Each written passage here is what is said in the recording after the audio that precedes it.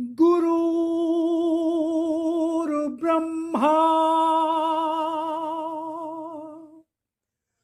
गुरुर्विष्णु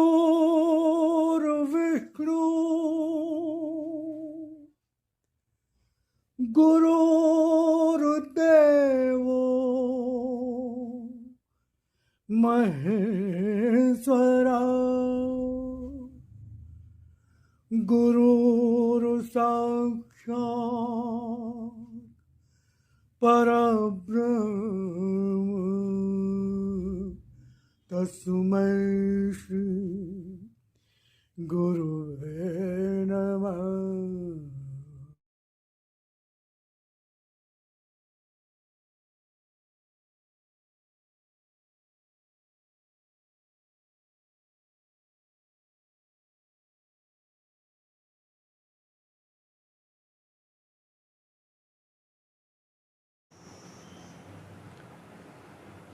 जय राम जी।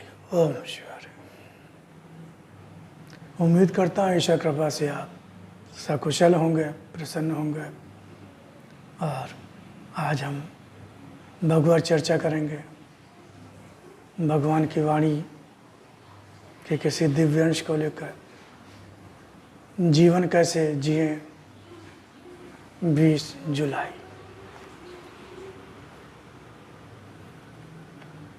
तो भगवान क्या कह रहे हैं, इस पर हम भगवत चिंतन करेंगे। भगवान ने कहा कि सत्य पर विश्वास की दृढ़ता ही भक्ति है।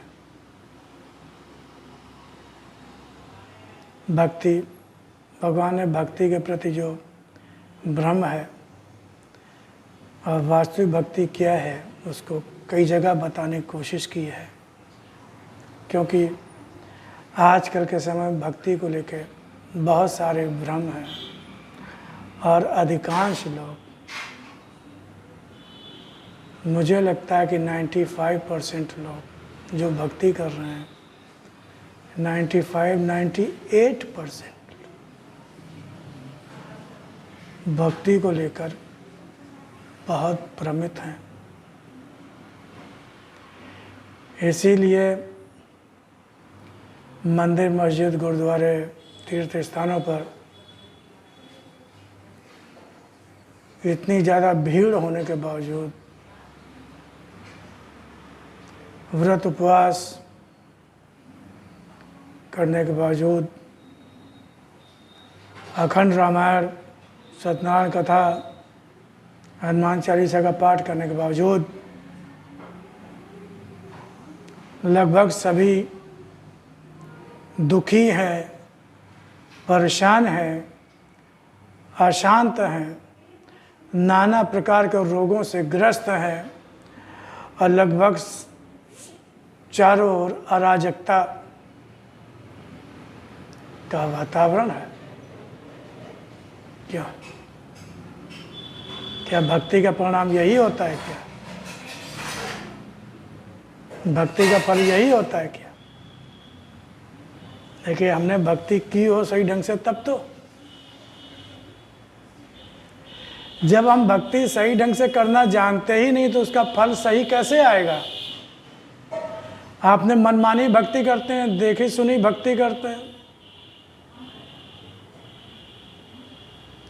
कर्मकांड को ही भक्ति मान लेते हैं, भगवान से इच्छा पूरी कराना ही भक्ति एक को एक साधन मान लेते हैं कि हमारे ऊपर दुख कष्ट ना आए, हमारी इच्छाएं कामनाएं पूरी हो जाएं, मकान बड़ा सा खड़ा हो जाए, लड़के बच्चों को नौकरी मिल जाए, अच्छी अच्छी शादी वादी हो जाए लड़कियों की, सबकी शरीर में कोई रोग ना आए। क्या भक्ति इसलिए होती है क्या?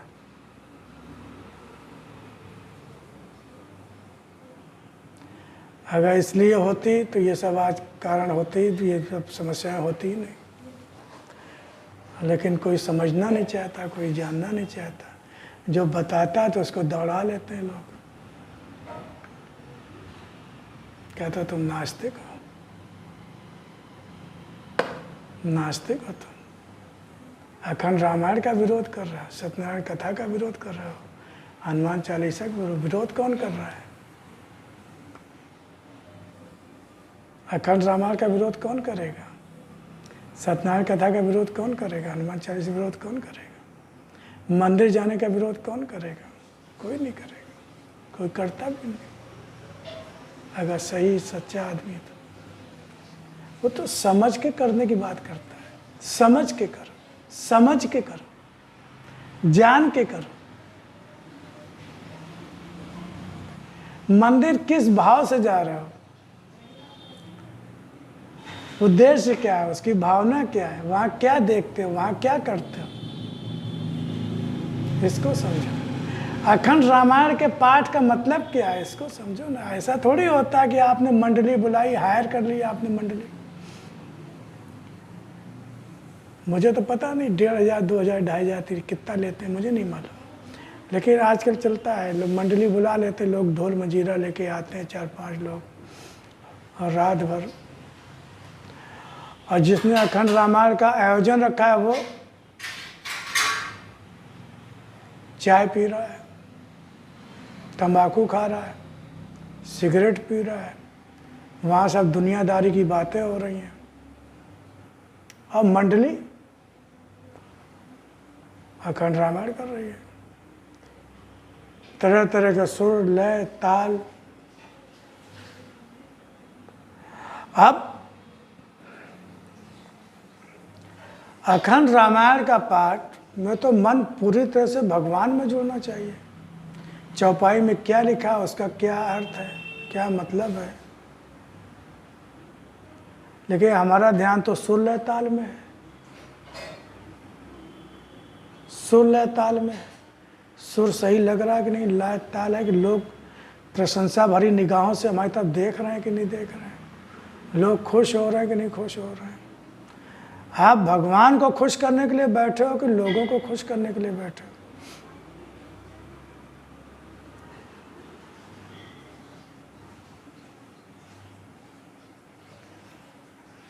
भक्ति भगवान की करने के लिए बैठे हो कि लोगों की भक्ति करने के लिए बैठे हो?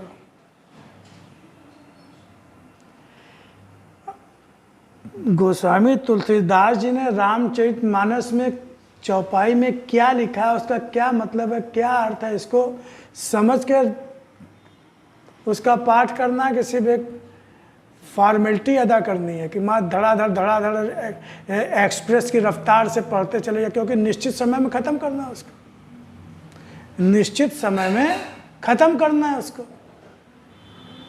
किसी के पास समय नहीं है तो किसने कहा था अखंड रामायण का पाठ बैठा लो, अगर समय नहीं है तो? किसने कहा? समय नहीं है तो, फुर्सत नहीं है तो। लेकिन नहीं, वो एक मान्यता है, मान लिया कि हमारा ये काम हो जाएगा, या भगवान ये काम कर दो, अखंड रामायण पाठ के भगवान खुश हो जाए, हमारा काम कर दो। मंडली बुला ली, 5-6 लोग इकट्ठा बुला लिए, खुद तो इधर उधर की बातें कर रहे हैं, कामकाज में लगे हुए हैं, और जिनको हायर किया तो फॉर्मेलिटी हो रही। भगवान को क्या समझा आपने? भगवान को हमने क्या जाना है? हमने अपने जैसा जाना है क्या? उसको उनको ज्ञान नहीं समझने कि तुम कर क्या रहे हो। अगर कोई हमारे पास आता है और बेमन से हमारे पास बैठा हुआ है तो हम कहते हैं कि ठीक है, ऐसा जब तुम्हारा मन ठीक हो जाता है आना, अभी तुम्हारा मन हमारी तरफ नहीं है, तुम्हारा हमारी बातों पर तुम्हारा ध्यान नहीं है, तुम्हारा मन पूरी तरह से मुझसे मिला हुआ नहीं है, तो आप उससे खुश नहीं होते। मन तो आपका पूरे दुनिया में घूम रहा है, तरह तरह की बातें कर रहे हो। वहाँ जाड़े का दिन है तो वहाँ लकड़ी जला ली, लठ जो एक ठूंठ जला लिया, बैठे हुए चाय पी रहे हैं, बातें कर रहे हैं, आलू भून भून खा रहे हैं। हम तो देखा है, देखा वो हम बता रहे हैं, हम वैसे थोड़ी बता रहे हैं। चाय पी रहे हैं, कुछ लोग तंबाकू खा रहे हैं, कुछ सिगरेट पी रहे हैं। यही सत्यनारायण की कथा में होता है। सत्यनारायण की कथा में लीलावती कलावती ने कौन सी कथा सुनी? कोई पंडित बताता है क्या? सत्यनारायण की कथा में आता है कि लीलावती कलावती ने कथा सुनी। सत्यनारायण की कथा में बताया जाता है कि कथा रखी थी, उन्होंने कथा सुन रही थी। तो कौन सी कथा सुन रही थी ये कोई बताता है क्या? सत्यनारायण कथा में लीलावती कलावती ने कौन सी कथा सुनी? कोई बताता है? कोई बताता नहीं, क्योंकि उसको भी बताना नहीं, वो आपको भी सुनना नहीं है। आपको तो बहुत उसको पैसे मिले हैं तो वो पैसा वो अपना करा देता है अपना काम काज, और बाकी सत्यनारायण कथा लीलावती कलावती लीलावती कलावती। सत्यनारायण की कथा सुनना है और मन में सत्य नहीं है, विचार में सत्य नहीं है, भावना सत्य नहीं है। सत्य यानी परमात्मा और असत्य की कामना, असत्य की कामना। असत्य यानी संसार, जितनी भी सांसारिक कामनाएं होती। अब आप कहोगे दुख कष्ट पड़ेगा तो भगवान को बुलाएंगे नहीं, तो क्या? तो हाँ, दुख कष्ट पड़ेगा, भगवान को बुलाओ। क्यों नहीं बुलाओगे? भगवान को नहीं बुलाओगे तो किसको बुलाओगे? लेकिन जब भगवान से आप सच्चे अर्थों में जुड़े होगे तो बुलाने की जरूरत नहीं पड़ेगी। अगर भगवान से हम सच्चे अर्थों में वाकई जुड़े होंगे, सचमुच में जुड़े होंगे, तो भगवान को बुलाने की जरूरत ही नहीं पड़ेगी। देखिए, हम तो भगवान जुड़े, तो हम तो भगवान के साथ भी अकलमंदी और बुद्धि लगाते हैं।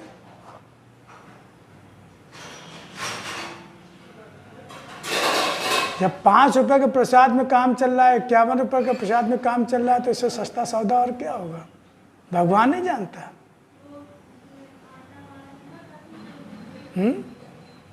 भगवान नहीं जानता है कि तुम्हारे कर्म कैसे रहे, फल कैसा चाह रहे। भगवान को पता नहीं। सारी अकल हम ही में, तो हम ही हमारे पास है।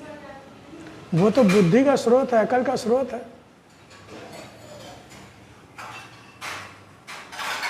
अरे हम जिसके साथ पूरी तरह जुड़ी उसकी शरण में हो जाते हैं तो वो खुद हमारी चिंता करता है। अगर हम किसी की नौकरी करते हैं और वाकई हम पूरी तरह से उसको समर्पित हो जाते हैं, तो वो खुद ध्यान रखता है हमारा कि अरे यार, ये ऐसा आदमी है जो सब कुछ हमारे ऊपर छोड़े हुए है, इसने सब कुछ हमारे ऊपर डाल दिया है, पूरी तरह से हमारी शरण में है। अब हम ही को इसके बारे में सोचना पड़ता। हम सब लोग, अगर आपके साथ, तो आप भी ऐसे ही सोचोगे, हम भी ऐसे ही सोचेंगे कि यार पूरी तरह से हमारे आश्रित है, इसने अपने को पूरी तरह से हमें सौंप दिया, तो अब हम ही को इसकी देखभाल करनी है। जो बच्चा मासूम होता है, अबोध होता है, जब तक वो, तो माँ बाप पूरी उसकी केयर करते हैं, चिंता करते हैं। बहुत छोटा होता है तो उसको दूध टाइम, अरे देखो भूखा होगा, उसको दूध पिला दो, रोया तो दूध पिला दो, देखो दूध पिला के कहीं पाखाना ना कर दिया हो, कहीं तो पेशाब ना कर दिया हो, देखो कहीं चींटी वीटी तो नहीं कोई काट रही है कुछ, देखो। हम बनना कहाँ चाहते हैं भगवान के सामने? तो भगवान के सामने अकलमंद बनना चाहते हैं ना। अरे अकलमंद संसार के लिए बनो ना, भगवान के सामने अकलमंद बनोगे तो अकलमंदी नहीं चलेगी, बुद्धि नहीं चलेगी, अकल वहाँ काम नहीं करती भगवान के सामने। वहाँ तो अबोध मासूम शिशु की भांति ही जब हम जाएंगे, तो वो योगक्षेमम वहाम्यम, सारी समस्याओं का समाधान वो खुद करता है, आपको कहना नहीं पड़ता। अगर हमको भगवान से कहना पड़ रहा है, इसका मतलब हम भगवान के भक्त हैं ही नहीं, हम भगवान के शरण में हैं ही नहीं, हमको भगवान पर भरोसा है ही नहीं। अगर हम भगवान से अपनी समस्या कोई कहते हैं तो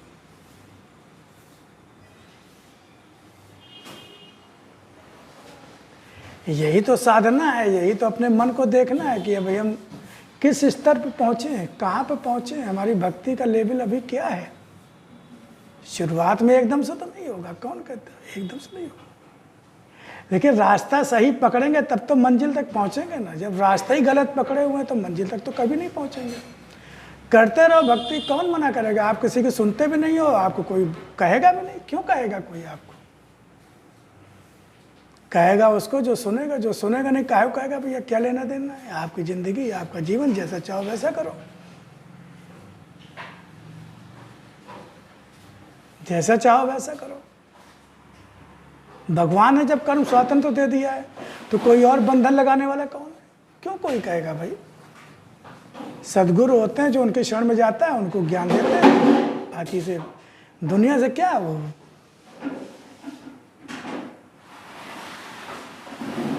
तो सत्य पर विश्वास की दृढ़ता ही भक्ति है। विश्वास, सत्य पर विश्वास, दृढ़ता। भगवान, सत्य क्या? भगवान, सत्य एकमात्र परमात्मा भगवान, जो हर उसके लिए कहीं जाना नहीं, कहीं ढूंढना नहीं है। अगर आपको अपने अंदर नहीं मिलता तो मंदिर में भी नहीं मिलेगा। 101% आप लिख के रख लीजिए। आपको बुरा लगे, भला लगे, हमको लगे, किसी को लगे, उससे सत्य थोड़ी बदल जाता है। अगर आपको अपने अंदर भगवान की अनुभूति नहीं होती है, आपको अपने अंदर, तो आपको मंदिर में भी भगवान नहीं मिलेगा, चाहे जहां आप चले जाओ। हाँ, थोड़ी वातावरण का प्रभाव होता है, शांति मिलेगी, तो फिर आप वैसे के वैसे ही हो जाओगे। सत्य के लिए किए हुए कर्म ही पूजा है। सत्य परमात्मा, अब परमात्मा को कुछ चाहिए तो उसको वो कोई हमारे आपकी तरह इंसान है क्या? उसको कपड़े लत्ते चाहिए, उसको खाना पीना चाहिए, कि उसको जो है मकान दुकान चाहिए जिसकी आप व्यवस्था करोगे उसके लिए?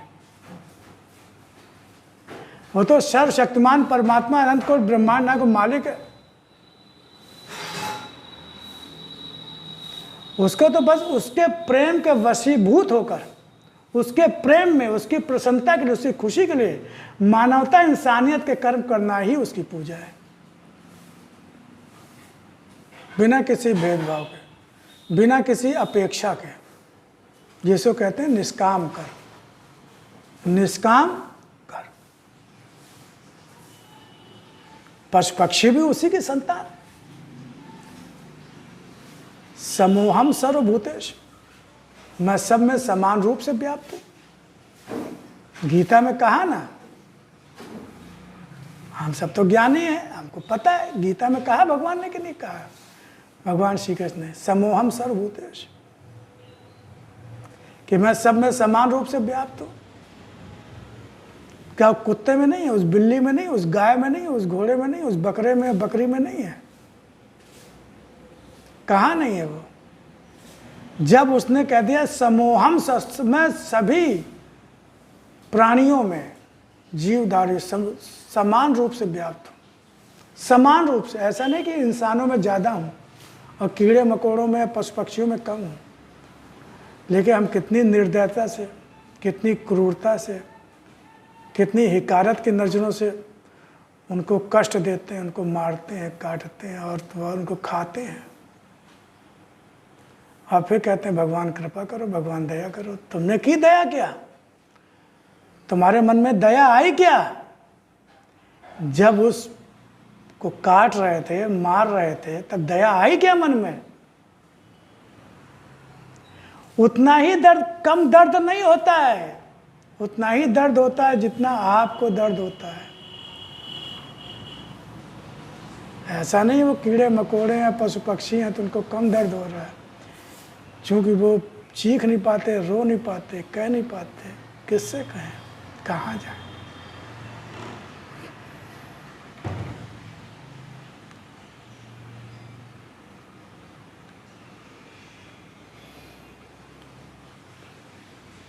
जिंदा ही काटते, जिंदा काटते।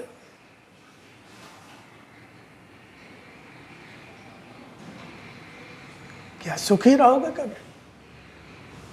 सुखी हो सकते हो क्या? नहीं हो सकते। किसी की संतान को जिंदा काटोगे, वो कैसे है? तो सत्य के लिए किए हुए कर्म ही पूजा है।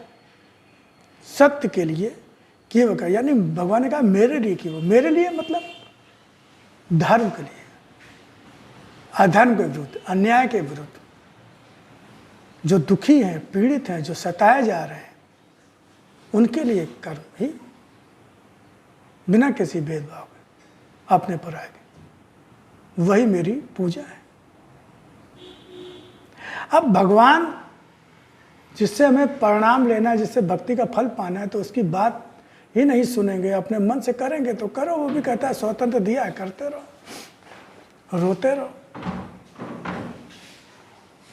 तो सत्य के लिए अर्पित जीवन ही सत्य के चरणों में अर्पित किया हुआ प्रसाद है। सत्य के लिए अर्पित जीवन है, सत्य के लिए अर्पित जीवन ही सत्य के चरणों में अर्पित किया हुआ प्रसाद है। प्रसाद क्या? भगवान ने पूजा भी बता दी कि पूजा, अब प्रसाद भी भगवान बता रहे हैं। प्रसाद क्या है?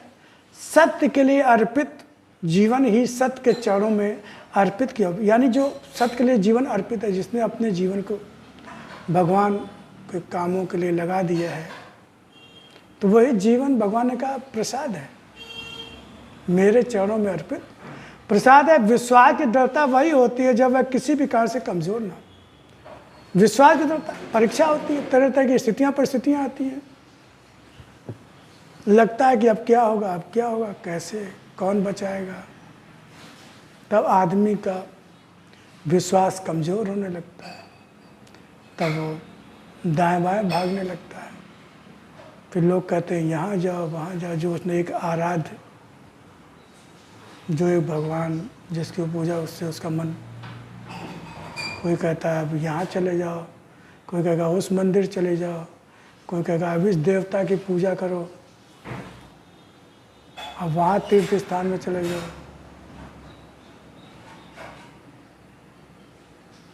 या लोग गलत सलत काम पे करने लगते हैं, चोरी, बेईमानी, लूट, धोखा, ये करने लगते हैं। यानी कि विश्वास की दृढ़ता। अब सर्वशक्तिमान परमात्मा है, जिसको भी आपने आराध्य माना, उससे कोई फर्क नहीं पड़ता। आप गणेश जी को मानते हैं कि आप शिव को मानते हैं कि आप कृष्ण को, भगवान श्री कृष्ण को, भगवान श्री राम को, या देवी जी को मानते हैं, किसको मानते हैं? सारे रूप एक ही हैं, सारे रूप परमात्मा के ही रूप हैं,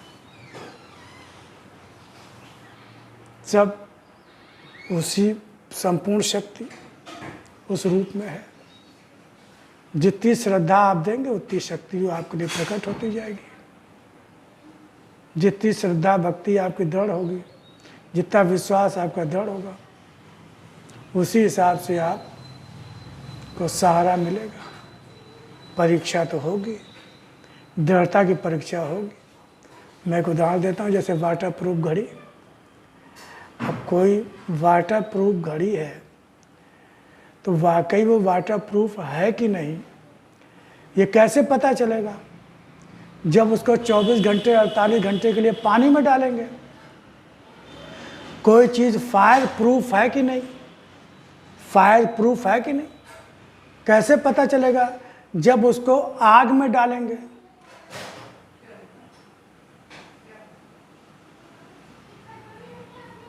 ऐसे ही आप भगवान के सच्चे भक्त हैं कि नहीं, आपकी विश्वास भगवान पर मजबूत है कि नहीं, ये कैसे परखा जाएगा, कैसे जांचा जाएगा? जब विपरीत परिस्थितियों में ही तो जांचा जाएगा, विकट परिस्थितियों में ही तो जांचा जाएगा। अगर आप सच्चे भक्त होंगे तो आपकी दृढ़ता और ज़्यादा मजबूत होगी।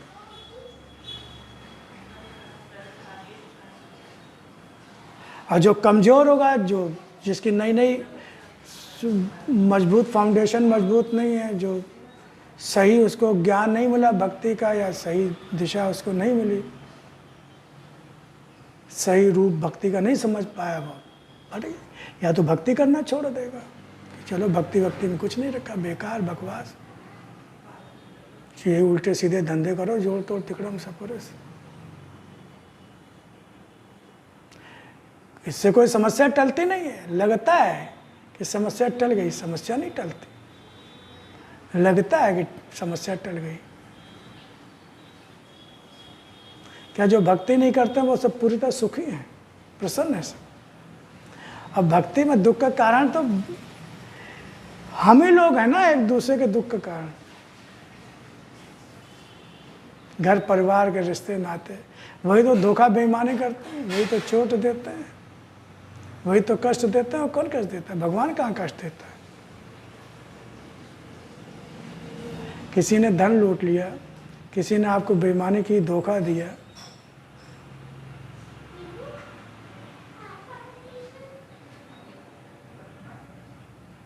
गद्दारी की, भगवान है थोड़ी कि वो तो आपके नाते, जिन पे विश्वास के नातेदार, रिश्तेदार, पड़ोसी, भरोसेमंद लोग ही तो विश्वास तोड़ते हैं। जो विश्वास, जहाँ विश्वास होता है वहीं तो विश्वासघात होता है। तो विश्वास तो अरे गहरे पे करते नहीं। तो उसमें हम लोग भक्ति कर, जो भक्ति करता है उसको भगवान कष्ट देता है। भगवान कष्ट देता है? भगवान क्यों कष्ट देगा भाई? कष्ट संसार देता है, सांसारिक रिश्ते नाते देते हैं, शरीर देता है। भगवान तो सच्ची भक्ति करते तो और सहारा देता है और बचाता है। तो विश्वास दृढ़ता वही होती है जब वह किसी भी कारण से कमजोर ना, किसी भी कारण, जब किसी भी कारण कह दिया तो सब कुछ आ गया उसमें, चाहे शरीर हो, चाहे रुपया पैसा हो, चाहे रिश्ते नाते हो, चाहे कुछ भी हो, किसी भी कारण से कमजोर, चाहे जितना बड़ा नुकसान हो जाए, कुछ भी हो जाए, आ जाए परिवार का कोई, शरीर, किसी कारण से कमजोर ना, जब तक सत्य के लिए कर्म करने में देरी करते हो, सत्य के लिए सोचते विचारते हो कि भगवान के लिए कर्म करें या निष्काम कर्म करने में, किसी की मदद करने में, कोई वाकई नीडी व्यक्ति है, दुखी व्यक्ति है, उसकी मदद करने में अगर आप सोच में पड़ जाते हो कि अगर हम इसकी मदद करेंगे तो इतना पैसा हमारे पास कम हो जाएगा या फिर हमारा काम रुक जाएगा, वहीं तो गड़बड़ी हो जाती है। यहीं तो हम लोग फंस जाते हैं, यहीं तो फंस जाते हैं। फिर भगवान पर विश्वास करने मतलब क्या हुआ? आप भगवान ने अगर सक्षम बनाया, वो पैसा है, आप उसकी मदद कर दी, सही से मदद कर दी, या किसी काम से जा रहे थे अपने, वहाँ न जाके आप उसके दुख को दूर करने में लग गए, तो भगवान फिर आपको ऐसे ही छोड़ देगा क्या? जब आपने उसके लिए काम किया तो वो आपका काम बिगड़ने देगा क्या? वो बिगड़ने देगा काम किया? वो तो संपूर्ण श्रेष्ठ का मालिक है। जब आपने उसका काम किया तो फिर वो आपका काम बिगड़ने देगा क्या? लेकिन अभी चूंकि संसारी बुद्धि है, इतना विश्वास मजबूत नहीं है, तो हम लोग सोच पड़ जाते हैं, अरे यार हम तो वैसे काम से जा रहे थे, वो तो काम हमारा रह जाएगा, वो तो नुकसान हो जाएगा। अब वो बेचारा दुखी पड़ा है, उसको मदद की ज़रूरत है, वो आप मदद कर सकते हो, लेकिन हम इसलिए नहीं करते कि फिर हमारा काम रह जाएगा।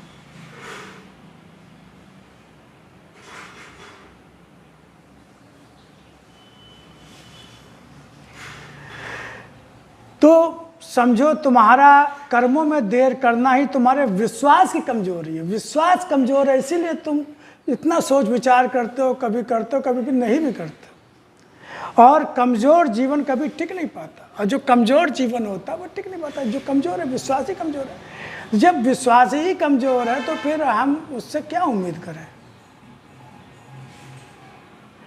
भाई हम पर जो पूरा विश्वास करता है तो हम भी उसकी मदद करने की कोशिश करते हैं, हाँ भाई ये पूरा विश्वास करता है भाई, ठीक है। लेकिन वो कहता है चलो ठीक, कोई बात नहीं है, आप नहीं करोगे तो हम उधर से व्यवस्था कर लेंगे। तो कहता है चलो ठीक है, वो तो कर ही लेगा ना उधर से व्यवस्था, तो हम निश्चित हो जाते हैं। लेकिन जो कहता है नहीं, हम पूरी तरह से आपके भरोसे, हमारा और कोई सहारा नहीं है, हमारे पास और कोई रास्ता नहीं है, सिर्फ एकमात्र आप ही हो, हम मर जाएंगे लेकिन हम आपके अलावा कोई नहीं। तो फिर हम भी पूरी क्षमता से उसके साथ लग जाते हैं कि जब इतना भरोसा करता है तो फिर क्या उसको हम ऐसे छोड़ देंगे? फिर हमारी जितनी क्षमता है, फिर परमात्मा सर्वशक्तिमान, उसकी क्षमता कोई आरंपार है क्या? अगर वो किसी के समर्थन में आ गया, उसका आशीर्वाद हो गया, वो अगर किसी की बिगड़ी बनाना चाहता है तो फिर दुनिया की कोई ताकत है क्या? लेकिन ये विश्वास नहीं हो पाता है। सांसारिक में, तात्कालिक में, यह कमजोरी मनुष्य के जीवन को आगे भी नहीं बढ़ने देती। यह कमजोरी जो होता है मनुष्य जीवन को आगे नहीं बढ़ने देती है। मनुष्य जीवन आगे नहीं बढ़ पाता, उसकी उन्नति उस तरह से नहीं हो पाती। विश्वास जीवन की शक्ति भी है, विश्वास जीवन की शक्ति भी है। विश्वास जितना मजबूत होगा, विश्वास जितना मजबूत होगा आपको उतना ही ज़्यादा अपने अंदर शक्ति महसूस होगी। शक्ति में उतना ही ज़्यादा आपके पास निर्भयता आएगी, निश्चिंतता आएगी, निशंकता आएगी, आप मजबूत रहेंगे। अरे परमात्मा तो है ना, भगवान तो है ना, भगवान तो है ना, जो होगा सब अच्छा होगा, क्या फर्क पड़ता है, भगवान तो है। जब भी शरीर में रोग या कष्ट आए, जब भी शरीर में रोग या कष्ट आए, मत सोचो कि रोग और कष्ट तुम्हें है। रोग और कष्ट आए क्यों? भगवान हमें हमारा स्वरूप बता रहे हैं कि तुम क्या हो, तुम शरीर नहीं हो। क्योंकि शरीर तो यहीं छूट जाएगा, जाने कितने शरीर तुमने धारण किए, तुम जीवात्मा हो, तुम मेरा अंश हो,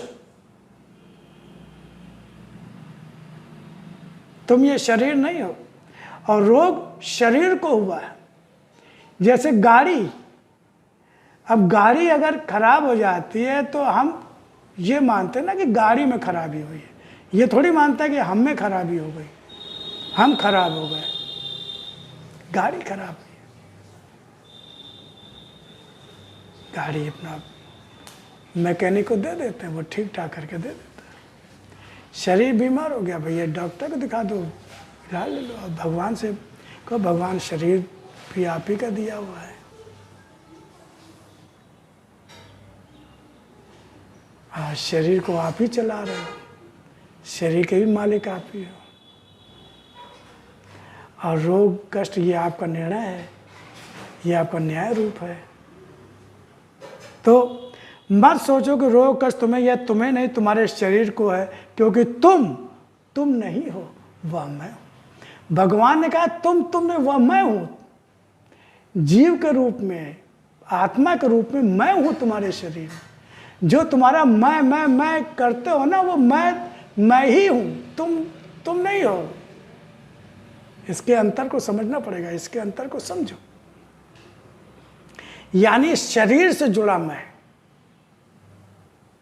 आत्मा से जुड़ा मैं ही असली मैं होता है। आत्मा से जुड़ा, और आत्मा ना कभी बूढ़ी होती, ना जवान होती, ना कभी मरती है, ना कमजोर होती,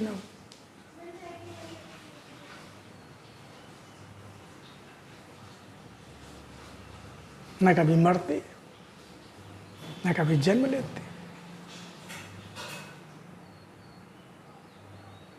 इस शरीर से निकलेंगे, कोई दूसरा शरीर मिलेगा। हम तो वही हैं जो इस शरीर में थे, वही दूसरे शरीर में हो गए। भगवान ये समझाना चाह रहे, वह मैं हूं, तुम नहीं हो। इस रोग कष्ट तुम्हें नहीं हुआ, शरीर को हुआ है। क्योंकि तुम नहीं हो, वह मैं हूं। यानी अपने को आत्मा से जोड़ो, मुझसे जोड़ो कि तुम्हारा असली रूप क्या है। वस्त्र पहने हो, वस्त्र में दाग लग जाता है। वस्त्र पहने हो, वस्त्र में दाग लग जाता है, जंग लग जाती है या फट जाता है, चिंता उसके मूल्य की करते हो, वस्त्र की नहीं करते। उसके मूल्य की करते कि वस्त्र कितना महंगा था।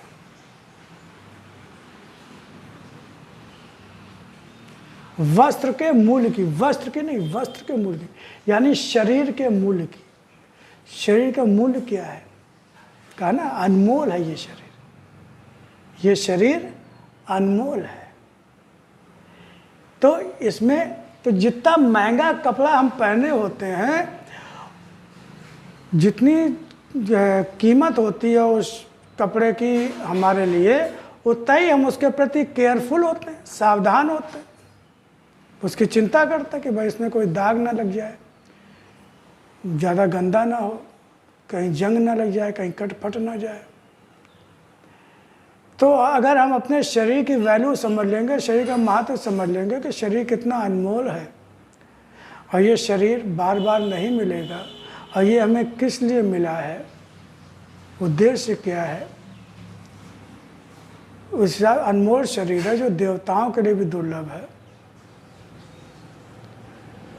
तो इसमें कोई दाग न लगने पाए, कट फट न जाए, तो इसका अधिक से अधिक हम इस्तेमाल कर सकें उद्देश्य की प्राप्ति में। चिंता उसके मूल की करते हो, वर्ष की चिंता तुम भी शरीर के मूल की करो कि वह कहाँ कहाँ गंदा हो रहा है। शरीर के मूल की करो। देखो शरीर तो नष्ट होगा, शरीर तो जाएगा जितनी उसकी अवधि, चाहे वो किसी भक्त का शरीर हो, चाहे किसी असुर राक्षस का शरीर हो, हैवान का शरीर हो। और भगवान भी आए हैं, भगवान श्री राम, भगवान श्री कृष्ण आए जो कि पूर्ण सत्य रूप थे, वो भी आए हैं, तो शरीर तो उन्होंने भी त्यागा। शरीर तो उनका भी संसार में नहीं रहा, शरीर तो उनका भी संसार में नहीं रहा, जबकि उनका शरीर हमारे आप के जैसे शरीर नहीं था, वो चिन्मय शरीर, उसकी चर्चा अलग कभी। तो वो तो पूर्ण सतरूप था शरीर, लेकिन फिर भी उस शरीर वो संसार में नहीं रहा, उद्देश्य पूरा हुआ, शरीर विलीन हो गया। लेकिन उस शरीर में जो बड़े बड़े साधु संत, माता सिद्ध संत, भक्त सच्चे होते हैं, वो उस शरीर में दाग नहीं लगते। मैली चादर ओढ़ के कैसे, मैली चादर ओढ़ के कैसे द्वार तुम्हारे आओ, मैली चादर ओढ़ के कैसे, मैली चादर, ये शरीर मैली चादर। शरीर क्या है? जीवात्मा को एक चादर, मैली चादर, जो सांसारिक विचारों, भावनाओं, कर्मों, काम, क्रोध, लोभ, मोह, वश में जो कर्म होते हैं उससे गंदी होती है, कटफट जाती है, उसकी हमें चिंता करनी है। कहाँ कहाँ गंदा हो रहा है, किस जगह मुझसे अलग होते, क्षणों में कट या फट गया, मुझसे अलग होते। जब जब तुम, भगवान ने कहा जब जब तुम सत्य से अलग होते हो, मुझसे अलग होते हो, यानी जब तुम्हारा मन संसार से जुड़ा होता है, काम, क्रोध, लोभ, मोह के वशीभूत होते हो, स्वार्थ के वशीभूत होते हो, सांसारिक इच्छाओं, कामनाओं के वशीभूत होते हो, उस समय तुम्हारी जो भावनाएं होती, जो तुम्हारे विचार होते, जो कर्म होते हैं, वो तुम्हारे शरीर को दाग लगा देते हैं, कट फट जाता है शरीर, कमजोर हो जाता है शरीर, गंदा हो जाता है शरीर। मगर होता यह है कि तुम्हें चिंता अपनी उस आत्मा की तो नहीं होती, आत्मा की तो नहीं होती तुम्हें चिंता, जो तुम्हें देख रही है। दो पक्षी, एक काला एक सफेद, एक वृक्ष पे डाली पे बैठे हुए हैं, वो वृक्ष के फलों को बहुत स्वाद लेके खा रहा है एक पक्षी, और दूसरा पक्षी उसको देख रहा है। तो जीव खूब संसार में मजा ले रहा है, और आत्मा, जीवात्मा दो होते हैं, जीवात्मा, जीव और आत्मा। आत्मा जीव के सारे क्रियाकलापों को, भावनाओं को, विचारों को, कर्मों को देखती रहती है, नोट करती रहती है, कर्माणु के रूप में वो अंतःकरण से चिपकते रहते हैं, लिखती रहती है। तो तुम्हें उस आत्मा की तो चिंता नहीं, वो टोकती भी है, रोकती भी है।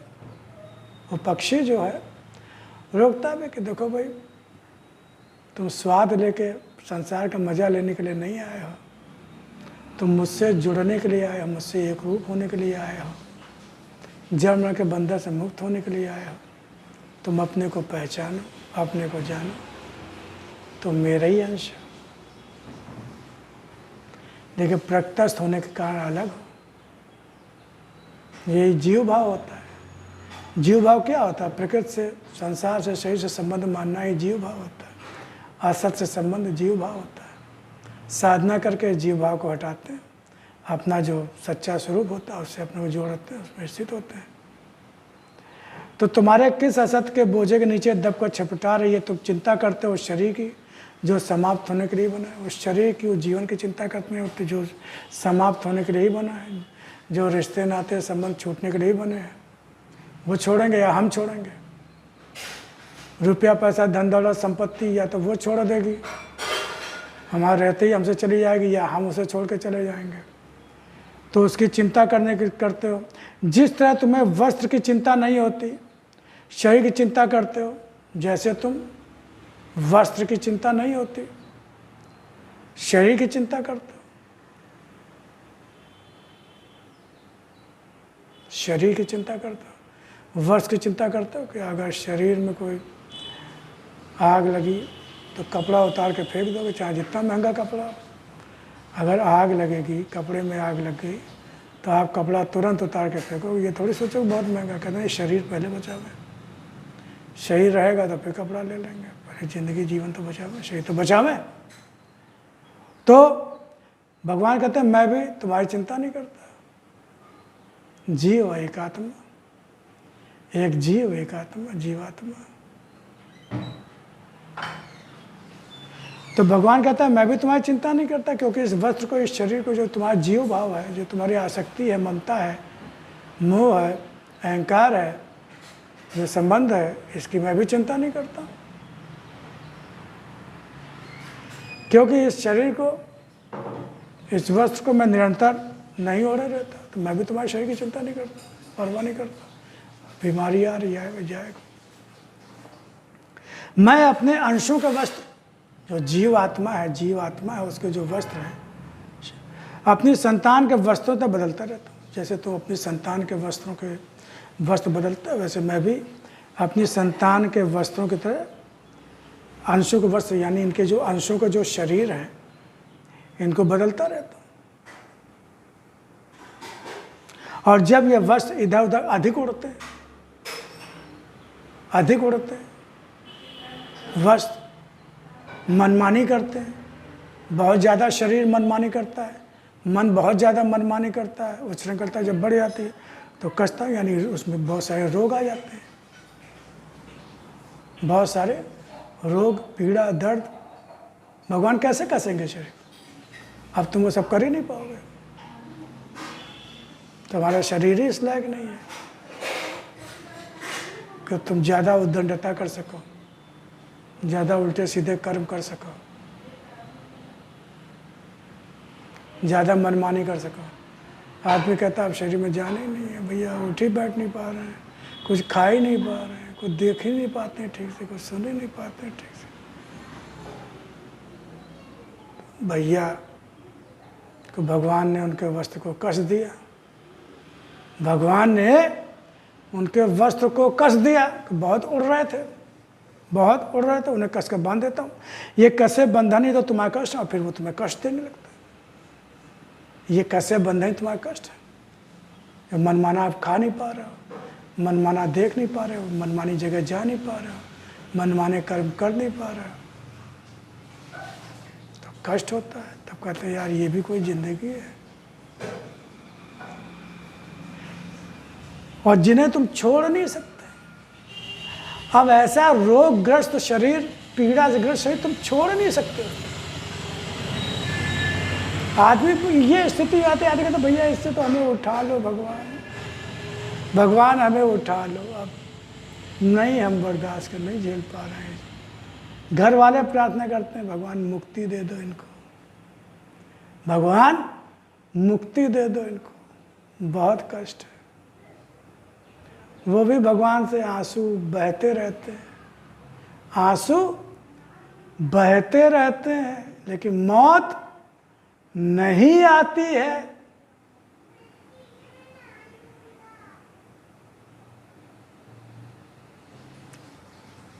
जिन्हें तुम छोड़ नहीं सकते, और मैं इन्हें जब तक चाहता हूं बांधे रहता हूं, क्योंकि तुमने खूब मनमानी की, नहीं सुनी, मनमानी की। तो अब फल देना मेरे अधिकार में है, तो मैं भी उतना ही, जब तुमने कभी नहीं सुनी तो अब तो समय निकल गया, तो भोग नहीं होगा।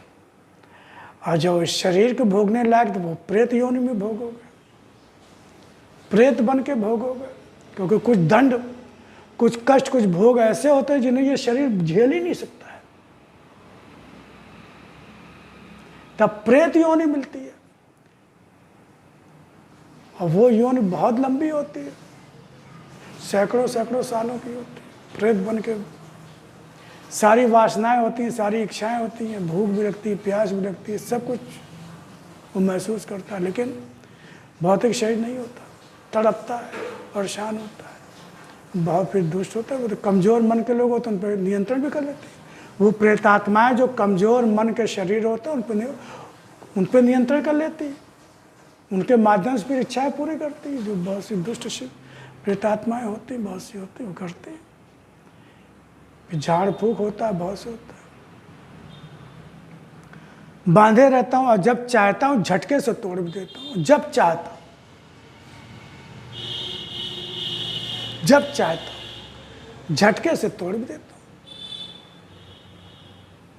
तुम्हारे वहाँ शरीर को कब तक रहना, क्या रहना है, ये तो अधिकार पूर्णतः से मेरे हाथ में भगवान ने कहा। तुम लाख चाहो कि अभी कुछ और जी लें, कुछ और जी लें, बस आधा घंटा दे दो, 15 मिनट दे दो, अच्छा 10 मिनट दे दो, अच्छा 5, अच्छा कुछ सेकंड, कुछ नहीं। तो इन सब चीज़ों का हम ध्यान करेंगे, चिंतन मनन करेंगे और कोशिश करेंगे कि हमारा आपका सबका जीवन भगवान के आदेशानुसार हो। जीवन कैसे जिए, क्योंकि इन्हीं सब चीज़ों में हम लोगों का असली फ़ायदा है। और सच मानों में अगर हम आनंदित, सुखी रहना चाहते हैं, निर्भय निश्चिंत रहना चाहते हैं, तो हमें इन सब का भगवान की वाणी, भगवान के आदेश का जो गीता रामायण में लिखा है उसको सही अर्थों में समझ के उसको जीवन में धारण करना होगा। मन वचन कर्म में धारण करना होगा। खाली रटने से काम नहीं चलने वाला। हमें अपने मन वचन कर्म को देखना भी है कि हमारे मन वचन कर्म में वो ज्ञान समा रहा है कि नहीं समा रहा है, हमारी वृत्तियों पे अंकुश हो रहा है कि नहीं हो रहा है। तो भगवान से प्रार्थना है कि सद्बुद्धि दे, सद्ज्ञान दे, भगवत बुद्धि दे, अपने चरणों में स्थान दे, अपनी भक्ति दे, दृढ़ विश्वास दे, पूर्ण समर्पण, पूर्ण शोकाग्र भाव दे, और हम हर क्षण आपके चरणों से बंधे रहें। ओम ईश्वरी, ओम ईश्वरी, जय राम।